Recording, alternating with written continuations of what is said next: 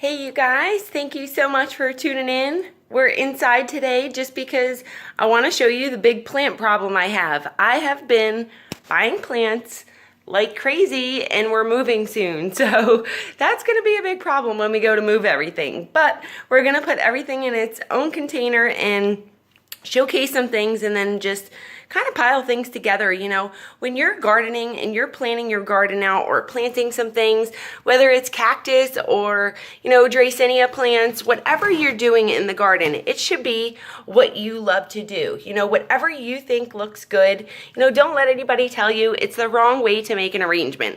There is no wrong way to plant flowers, like in an arrangement, unless you're packing them suckers in there to where they don't have their own space, or planting something together that doesn't really belong together. You know, look up companion planting because it's really important out in the garden too. I do companion planting a lot when I do it out in the garden because, you know, a lot of flowers and stuff like that, like my cottage garden, the snapdragons out there, and marigolds, they tend to attract aphids to the plant. So in turn, it takes away from, you know, them aphids trying to attack your peppers and things like that.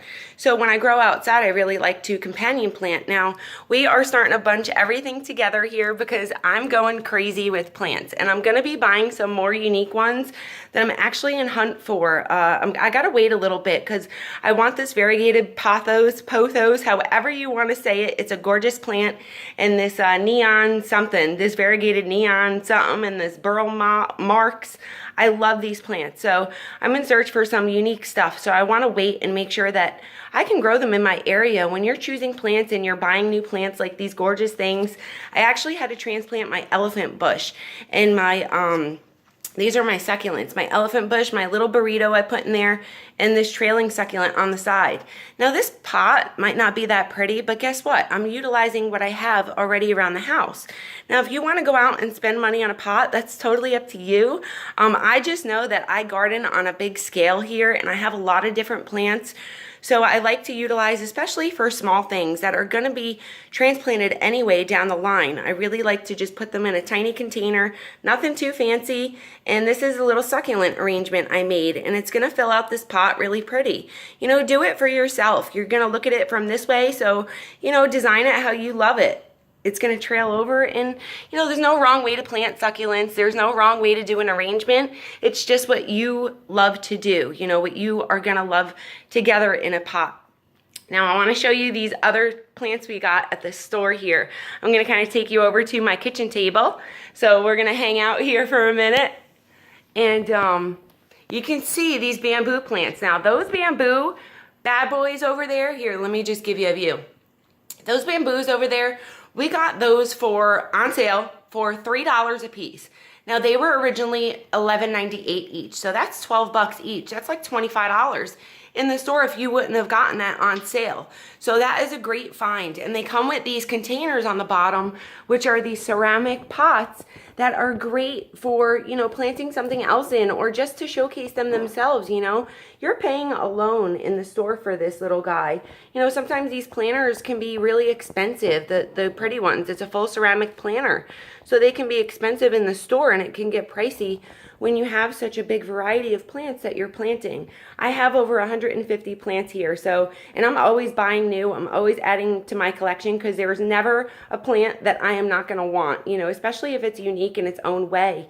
Try to find plants that are medium to low light for your house. So it'll say medium to low light on there. Now these little bamboos, they don't require direct sun. So if you're like in an apartment or low light house, you can definitely grow them bad boys over there.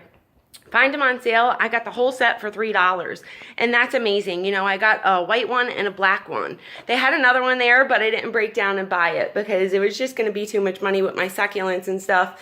Plus those other plants we're getting. Comes with rubber bottoms on them, so they're really awesome to have, the bamboo, and they do great out of direct sun. So if you actually put them in direct sun, they will tend to wilt away and just die on you. So, you know, indirect sun is great. You can see I have that light on up there, so you might need to use like a little bit more electricity. And then I got my grow light over there that usually stays on mostly throughout the day, especially when that sun passes about, you know, like now in the winter, that sun goes away about 11 o'clock, it's out of that window. Now in the summertime, the sun stays in this eastern facing exposure for a good 6 hours a day to 8 hours a day sometimes. It doesn't leave this window till about, I'd say, noon. So I can get a lot of sun out of this window during the summer versus the winter time. So you just got to watch the light.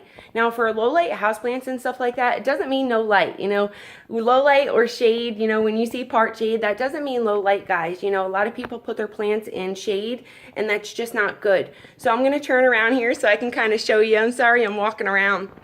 I just like to give you these tips from my house, from my garden, just different things that I've learned to grow over the years.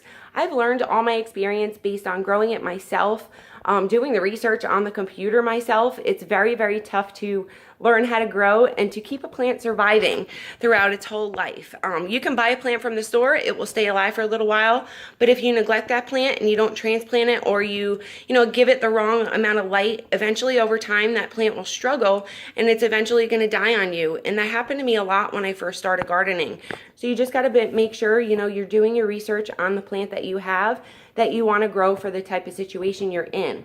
Now I have a lot of plants, so I'm running out of room here.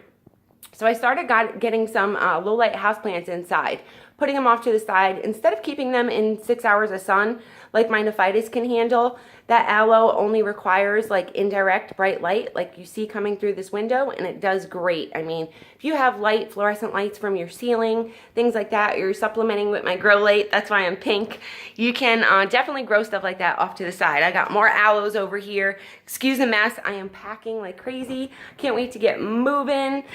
We are in search of a new house and I can't wait to deck the whole landscape out with you guys. I'm so excited. Thank you so much for stopping by. I hope you enjoyed my little collection. If you have any questions, please let me know. And always remember, look for a good sale. There are so many websites out there that you can get coupons and sales from. And just search for that sale before you go in that store. I had a feeling that Lowe's was going to have some nice sales for me, so I went and picked those up. Low light houseplants. Just really quick before we go, this is a begonia, and this I had in that sun, in that window for about a good 4 hours a day.